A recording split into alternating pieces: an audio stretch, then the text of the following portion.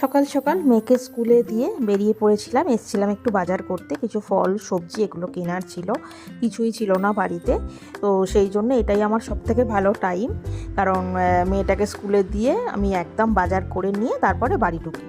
সবই ভালো পাওয়া যায় এখানে ফল সবজি, কিন্তু একটাই যেটা খারাপ পাওয়া যায় সেটা হচ্ছে আমগুলো মোটেও মিষ্টি হয় না এখানে।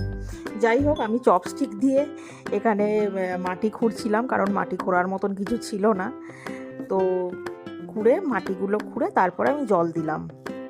বিকেলে বেরিয়ে পড়েছিলাম মেয়েকে নিয়ে, বেকারি থেকে একটু জিনিসপত্র কিনে নিয়ে ফিরছিলাম। এরপরে রান্না দিদি অলরেডি ডিমের ঝোল বানিয়ে দিয়ে গিয়েছিল, আর আমি এখানে মাছটা ধুচ্ছিলাম। ফ্রেশ টু হোম থেকে আনিয়েছিলাম কাতলা মাছ। এরা একদম মাছটা পরিষ্কার করে দেয়, ওই জন্য আমার খুব ভাল লাগে এদের মাছ।